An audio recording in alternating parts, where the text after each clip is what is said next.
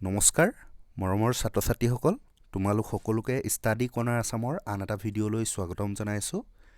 আজিৰ এই ভিডিঅ'টিত লৈ আহিছোঁ তিনচুকীয়া জিলাৰ HSLC প্ৰি বৰ্ড এক্সামিনেশ্যন 2022ৰ অসমীয়া বিষয়ৰ প্ৰশ্নকাকতখন আৰু এই প্ৰশ্নকাকতখন আমালৈ প্ৰেৰণ কৰিছে প্ৰিয়াংশু প্ৰিয়ম নামৰ এজন ছাত্ৰই আৰু সেই ছাত্ৰজন যোৰহাট ডিষ্ট্ৰিক্টৰ ছাত্ৰ হয়। তথাপিও কিন্তু ছাত্ৰজনে লগৰ লৰাৰ পৰা পেপাৰখন কালেক্ট কৰি মোলৈ প্ৰেৰণ কৰিছে।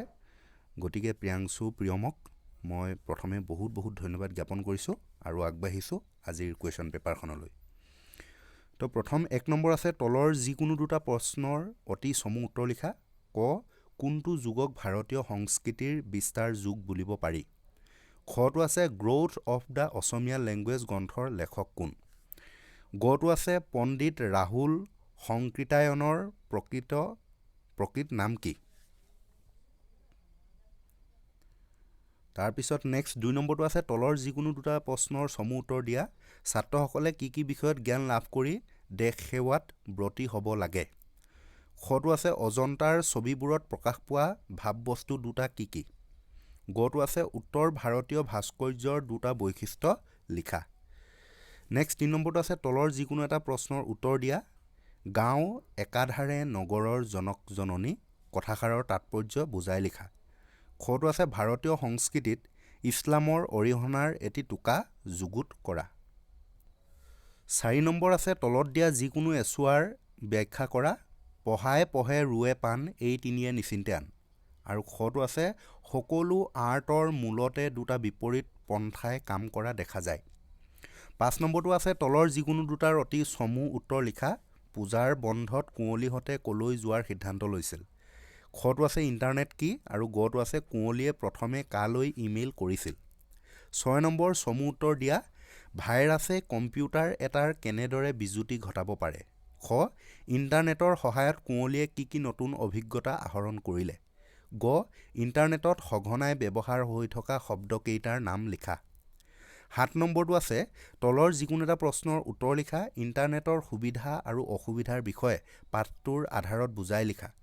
খটো আছে ইণ্টাৰনেটৰ অত্যাধিক ব্যৱহাৰে ছাত্ৰ ছাত্ৰীৰ জীৱনত কেনে প্ৰভাৱ পেলাব পাৰে পাঠৰ আধাৰত বুজাই লিখা।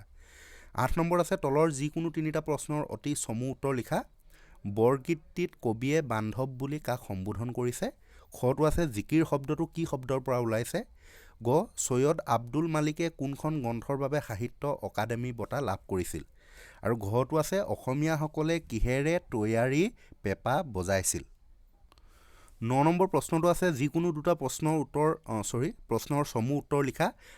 কটো আছে আজান ফকীৰৰ প্ৰকৃত নাম কি? তেওঁ ক'ত সমাধিস্থ কৰা হৈছিল? নেক্সট আছে সৈয়দ আব্দুল মালিকৰ ৰচনাৱলীসমূহৰ ওপৰত এটি টোকা লিখা। গ দিছে বৰগীতৰ দুটা লক্ষণ লিখা। নেক্সট 10 নম্বৰ প্ৰশ্নটো আছে তলৰ যিকোনো এটাৰ চমু টোকা লিখা। জিকিৰ ব্ৰজাৱলী ভাষা। 11 নম্বৰ তলৰ যিকোনো এটি কবিতাৰ মূল ভাৱ লিখা। বৰগীত মই অসমীয়া। তলৰ যিকোনো এচুৱাৰ ব্যাখ্যা কৰা। সহস্ৰ বয়নে যাৰ নপাৱন্ত সীমা অধমে জানিবো কেনে তোমাৰ মহিমা। মোগলে এবাৰ পালে শকতিৰ নৱ পৰিচয় দেশ প্ৰাণ মুক্ত প্ৰাণ অসমৰ স্বদেশ ভকতি। 13 নম্বৰ আছে তলৰ যিকোনো 5টা প্ৰশ্নৰ উত্তৰ লিখা।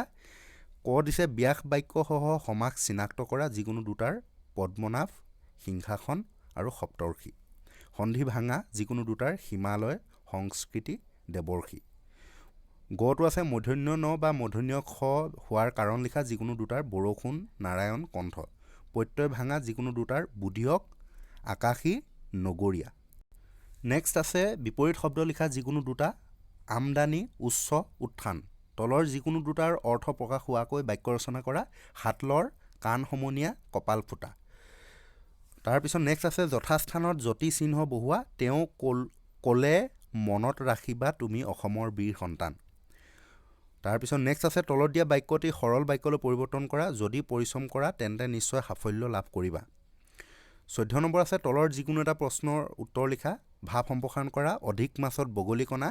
খ দিছে তুমি পঢ়ি অহা প্ৰাথমিক বিদ্যালয়খনৰ সোণালী জয়ন্তী উৎসৱৰ মুকলি সভাত উপস্থিত থাকিবলৈ চতুৰ্থ পিৰিয়ডৰ পিছত ছুটি বিচাৰি তোমাৰ বিদ্যালয়ৰ প্ৰধানলৈ এখন আবেদন লিখা।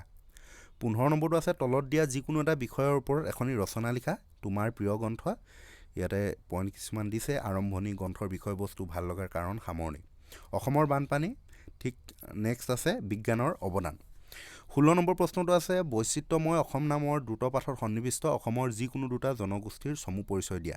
আৰু এইটো খুব কমন কুৱেশ্যন হয়, এতিয়ালৈকে যিমানকেইখন ডিষ্ট্ৰিক্টৰ পেপাৰ চাইছোঁ এইটো কুৱেশ্যন আছেই আৰু এইখন কুৱেশ্যনখিনি বহুত আন ডিষ্ট্ৰিক্টৰ পেপাৰৰ লগত মিলিছে, গতিকে তোমালোকে এখন ঘৰত প্ৰেক্টিছ কৰিবা আৰু ইয়াৰ পৰা বহুখিনি তোমালোকৰ পৰীক্ষাটো কমন পৰিব। নেক্সট 17 নম্বৰ প্ৰশ্নটো আছে তোমাৰ দ্ৰুত পাঠত সন্নিৱিষ্ট অসমৰ যিকোনো দুটা জনগোষ্ঠীৰ বিশেষভাৱে বৰঙণি যোগোৱা একোজনকৈ ব্যক্তিৰ বিষয়ে চমুটোকা লিখা। নেক্সট আছে 18 নম্বৰটো তলৰ যিকোনো তিনিটা প্ৰশ্নৰ উত্তৰ লিখা। সংস্কৃত ভাষাৰ প্ৰথম ব্যাকৰণ প্ৰণেতা কোন? খটো আছে প্ৰথম অসমীয়া চনেটটোৰ নাম কি?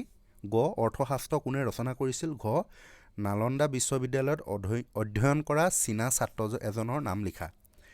নেক্সট 19 নম্বৰ আছে তলৰ যিকোনো তিনিটা প্ৰশ্নৰ উত্তৰ লিখা। তক্ষশিলালৈ কোন কোন দেশৰ পৰা ছাত্ৰ আহিছিল?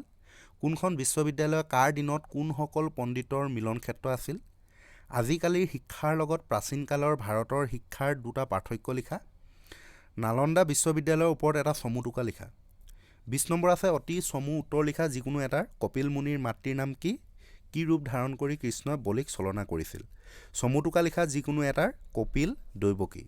চমু উত্তৰ দিয়া যিকোনো দুটাৰ। মোহিনী স্বৰূপে অমৃত পিয়ালো সাধিলো দেৱৰ কাম।